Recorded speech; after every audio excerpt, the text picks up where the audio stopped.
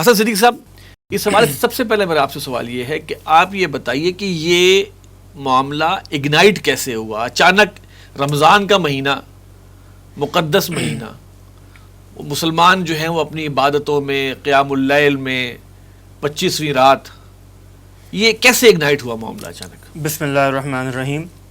دیکھیں، ایک تو واقعاتی پس منظر کہ یہ کون سے واقعات تھے جنہوں نے لیڈ کیا اس حوالے سے، اور اس کے بعد یہ ٹائم لائن کی بھی بڑی سگنیفیکنس ہے کہ اس سال کے اس وقت کیوں ہوا. سب سے پہلے تو میں آپ کو واقعات کی اگر بات کروں تو 6 مئی کو شیخ جرہ ایک علاقہ ہے مشرقی یروشلم کا.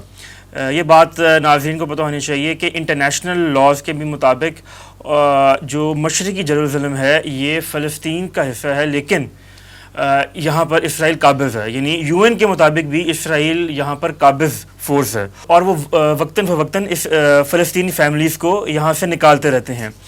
ابھی بھی وہ 4 فیملیز کو یہاں سے نکال رہے تھے، اور سپریم کورٹ کا ڈیسیژن چند دن میں پینڈنگ تھا. اس حوالے سے 6 مئی کو یہاں پر مظاہرے شروع ہو گئے تھے شیخ جرہ کے علاقے میں. فلسطینیوں نے مظاہرے کیے؟ بالکل، فلسطینی مظاہرے کر رہے تھے، اور کیونکہ یہ رمضان کا آخری عشاء چل رہا تھا تو مسجد اقصیٰ میں عبادات کے لیے بہت سے مسلمان فلسطین سے آئے ہوئے تھے، تو وہ بھی ان مظاہروں میں حصہ لے رہے تھے. تو وہ بہت ان مظاہروں سے ڈر گئے تھے، کیونکہ یہ مئی کے مہینے میں ہی ایک جیروزلم ڈے چند دن بعد تھا. وہاں سے بھی انہوں نے مارچ نکالا تھا، وہ بھی مسجد اقصیٰ کے کمپاؤنڈ کے اندر سے مارچ نکالتے ہیں. مارچ کس نے نکالنا تھا؟ مارچ جو آرتھوڈاکس یہودی ہیں انہوں نے نکالنا تھا. بیسیکلی جیروزلم ڈے 1967 میں انہوں نے جو فتح کیا تھا پورا جیروزلم، ان کے مطابق یہ جب 70 عیسوی میں ان کا ہیکل سلیمانی تباہ ہوا تھا، سیکنڈ ٹیمپل جب ان کا تباہ ہوا تھا، تو اس کے بعد یہ کہتے ہیں کہ فرسٹ ٹائم ایسا ہوا ہے کہ پورا کا پورا یروشلم ان کے قبضے میں آیا ہے. تو وہ اس کی خوشی مناتے ہیں. یعنی وہ 11 مئی کو ہیبرو کیلنڈر کے مطابق ان ڈیز میں وہ آنا تھا. تو جب وہاں پر مظاہرے شروع ہوئے تو وہ پریشان تھے، وہ نہیں چاہتے تھے یہ مظاہرے ہوں، اور اوپر سے وہ ان کی یہ خواہش ہوتی ہے اسرائیلیوں کی کہ اگر وہ مسجد اقصیٰ کو کبھی نشانہ بنائیں گے تو وہ اس طرح ان کو موقع ملے گا کہ پھر پورے فلسطین سے ریئیکشن آئے گا، اور پھر ان کو بڑی کارروائی کرنے کا بھی بہانہ ملے گا. انہوں نے وہی کیا، انہوں نے لیلۃ القدر کی رات کو منتخب کیا، اور وہاں پر جوتوں سمیت اسرائیل کی جو پولیس تھی اور کے سٹیزن تھے، انہوں نے نہتے مسلمانوں پر مظالم کیا. اور اس کی ویڈیو پوری دنیا نے دیکھی کہ کس طرح انہوں نے مسلمانوں کی تیسری جو بڑی ہولی سائٹ تھی اس کے تقدس کو انہوں نے پامال کیا.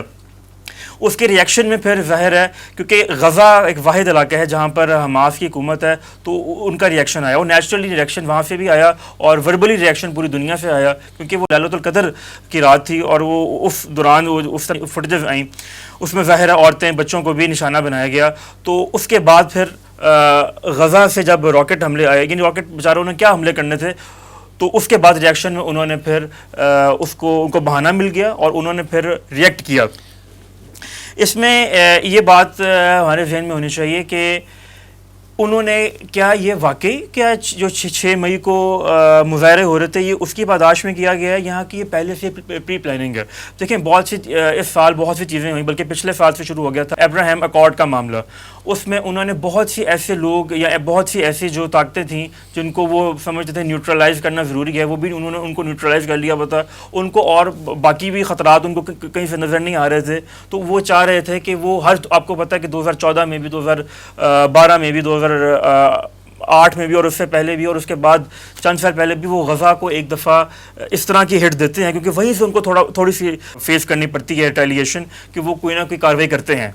اب آپ یہ دیکھیں کہ یہ جو اس وقت ان کا پرائم منسٹر ہے نیتن یاہو، وہ اس وقت شدید کرپشن کے چارجز میں مبتلا ہے. اس وقت اس پر 5 کیسز جو ہیں وہ چل رہے ہیں، اس میں برائب کا کیس بھی ہے، اور وہ اس وقت اس کا ٹرائل چل رہا ہے. بلکہ ایک پچھلے سال اس سے جو باقی وزارتیں تھیں اس سے وہ لے لی گئی تھیں.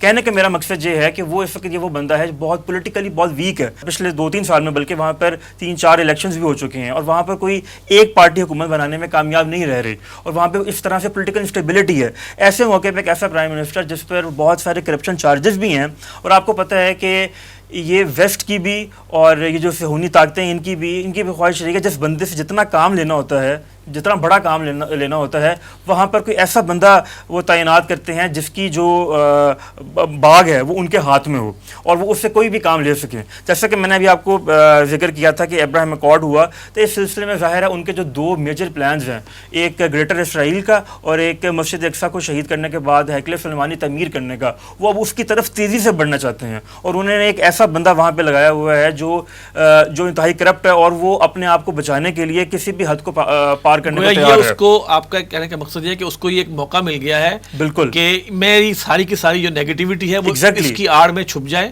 اور جو ہے وہ اٹینشن ڈیورٹ کرنا چاہ رہا ہے اور وہ اپنی پاور کو کنسولیڈیٹ کرنا چاہ رہا ہے اس بہانے سے. اور اس وقت وہ اس کو جو کہا جائے گا, جو کیا جائے گا, وہ پیچھے سے اس کو کنٹرول کرنا وہ ظاہر بہت آسان ہے. دیکھیے ٹرمپ نے جو کام کیا, ٹرمپ نے جو ایک ماسٹر سٹروک ان کے مطابق کھیلا, وہ اس نے یروشلم کو پوری طرح اسرائیل کا حصہ بنا دیا. یہ اس نے اپنے دور حکومت میں کام کیا. گویا اب اس کے اندر کوئی اور کسی کا کوئی حق رہ نہیں گیا. بالکل. پھر اس کے بعد اس نے اپنی ایمبیسی وہاں منتقل کر دی. بالکل ٹھیک ہے. تو یہ ایک پچھلی دور حکومت میں ہوا. اب اس دور حکومت میں جو بائیڈن ہے اس سے بھی کوئی خیر کی توقع تو نہیں ہے. لہٰذا اب یہ جو معاملہ جو ہے, ایک تو آپ یہ بتا رہے ہیں کہ ایک تو یہ آپس میں کلیش ہوا اور اس کی بنیاد وہ تھی جو 4 فیملیز کو جو ہے وہاں سے وہ ختم کر رہے تھے.